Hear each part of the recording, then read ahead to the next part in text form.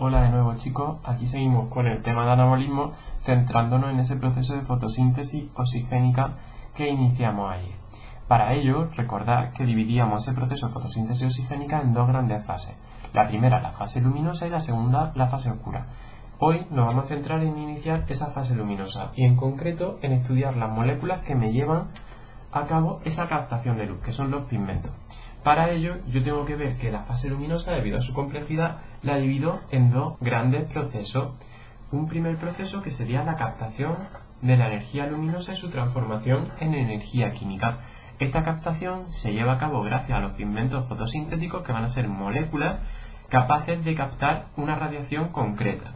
Y luego, una vez yo he captado esta energía, soy capaz de transmitirla y conseguir arrancarle electrones a la molécula de agua, haciendo que estos electrones queden libres en mi membrana para poder transportarlos y producir poder reductor. Hoy nos vamos a centrar en el estudio de esos pigmentos fotosintéticos. Para ello tengo que ver que vamos a centrarnos solo en las dos primeras fases o dos primeros procesos de esa fase luminosa, que sería la absorción de energía luminosa por parte de los pigmentos fotosintéticos y la descomposición del agua en protones, electrones y un átomo de oxígeno. Para ello, en la captación de luz, yo no puedo dejarme ni olvidarme esas moléculas que son las que hacen que sea capaz este proceso de producirse, que no son otras que los pigmentos. Esos pigmentos son moléculas ricas en doble enlace que, como ya vimos en temas anteriores, son capaces de captar radiación, ¿de acuerdo? Y a la vez de captarla, también de emitirla, una vez la han captado. Este proceso permite que esos pigmentos, esas moléculas, sean capaces de aprovechar la luz visible a distintas longitudes de onda y se exciten. Al excitarse, son capaces de transmitir energía de una molécula a otra y conseguir arrancarle esos electrones a la molécula del agua. Nosotros, si estudiáramos la composición química de la membrana tilacoidal, veríamos que el 12% de su composición son diferentes pigmentos, lo que nos da una idea de la importancia que tienen estas moléculas dentro del proceso fotosintético. Además, son aquellos que dan color a los cloroplastos. Recordad que el único orgánulo que nosotros podíamos observar al microscopio sin teñirlo era el cloroplasto, debido a la presencia de esos pigmentos dentro de él. Nosotros vamos a ver que los pigmentos se van a agrupar en distintas familias dependiendo de su naturaleza química, en las cuales vamos a encontrar dos familias principales, que son los carotenoides y las clorofilas. No hay solo un tipo de clorofila, sino que tenemos numerosos tipos de clorofila, dependiendo de cómo es la disposición de los dobles enlaces dentro de esta o del grupo prostético el cual van a tener. Nosotros vamos a ver que, debido a esa presencia de doble enlace o grupos prostéticos concretos, cada pigmento es capaz de absorber una longitud de onda determinada, por lo que me va a dar un gran aprovechamiento de todo el espectro visible.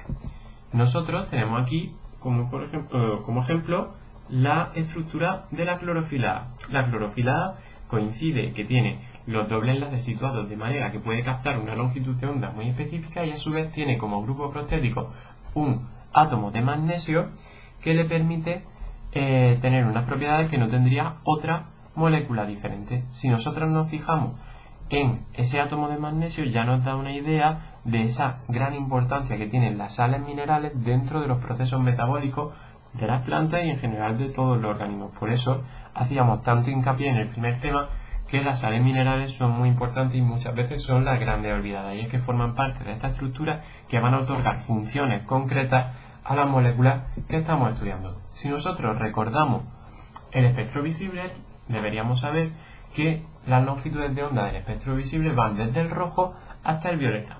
Si nosotros la luz blanca la descomponemos, tendríamos todos estos tipos de longitud de onda, cada uno con una energía específica y un tamaño diferente. ¿Qué es lo que va a permitir el tener distintos tipos de pigmentos? Que tengamos especificidad al captar distintas longitudes de onda. Dependiendo de la disposición de esos dobles enlaces, los pigmentos son capaces de captar estas longitudes de onda. ¿Qué es lo que van a hacer? Captar una longitud concreta y emitir otra.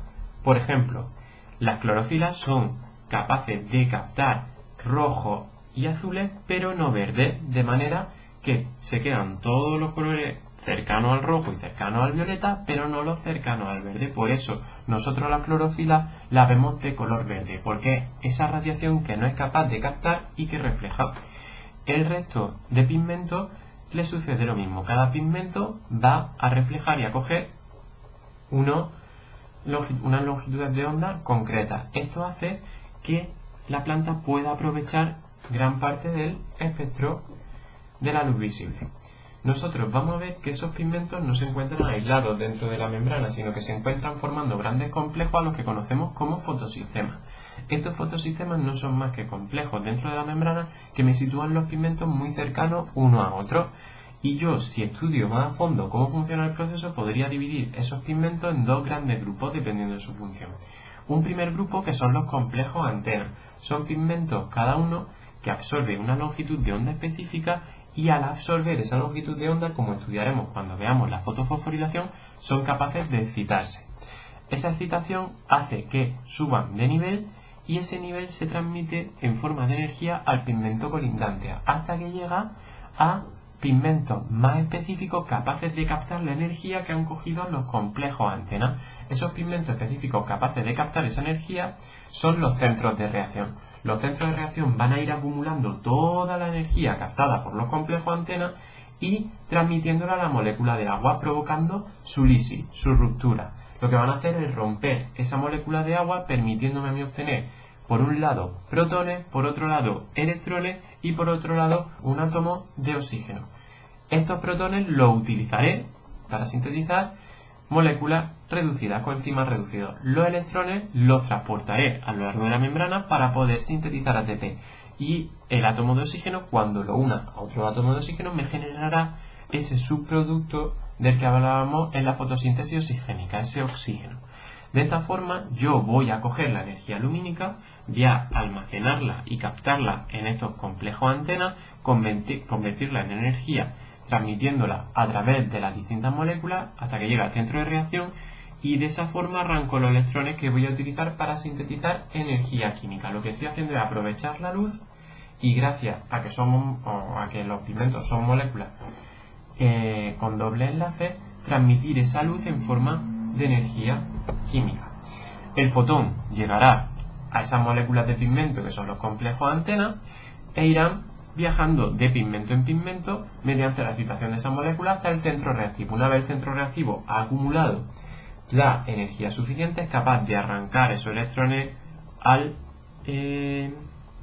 agua y desprendiéndolos de ese donador primario que teníamos, que era esa molécula de agua. De esa forma nosotros ya hemos iniciado el proceso. Tenemos dos electrones, concretamente de cada molécula del agua, que van a viajar a lo largo de nuestra membrana. ¿Cómo van a viajar a lo largo de nuestra membrana? Mediante distintas proteínas que se van a encargar, a fin de cuentas, de sintetizarme ATP, mediante un proceso de fosforilación oxidativa conocido como fotofosforilación. ¿Por qué fotofosforilación? Porque nosotros vamos a tener un transporte electrónico a lo largo de una membrana gracias a que los pigmentos habían sido excitados por la luz y he conseguido arrancar esos electrones. Recordad que los electrones en la membrana de la mitocondria se arrancaban gracias a la acción de enzimas deshidrogenasa. En este caso, los electrones los voy a coger gracias a la acción de ese centro de reacción. Hasta aquí llegaría el vídeo de hoy, en el cual nos hemos centrado en el estudio de los pigmentos. ¿Qué tenemos que saber y en qué nos tenemos que centrar? En cómo funciona ese fotosistema, gracias a la especificidad de cada pigmento por una longitud de onda muy concreta. En los siguientes vídeos de esta semana lo que nos vamos a centrar es en el estudio de los dos tipos de fotofosforilación. Primero la acíclica y luego la cíclica, en las cuales nosotros vamos a ver distinta producción de energía y de poder reductor que luego voy a aprovechar en la fase oscura. Si tenéis cualquier duda, recordad que podéis contactar con nosotros a través de la plataforma de los medios de comunicación que ya tenemos habilitados. Lo que también sería muy interesante de cara a las sesiones de dudas de los viernes, que nos mandéis a través de mensajes las dudas o las preguntas que queráis que tratemos por adelantado. De esa manera también nosotros podemos un poco orientar la sesión a las partes que os resulten más difíciles frente a las que os resultan más fáciles. ¿De acuerdo? Si alguno no pudiera acceder correctamente a alguno de los recursos que ya sabéis que tenéis disponibles, lo mismo, nos contactáis a través de comunicado y nosotros os respondemos sin ningún problema. ¿Sí, chicos? Así que mucho ánimo con el estudio y nos vemos en el siguiente vídeo.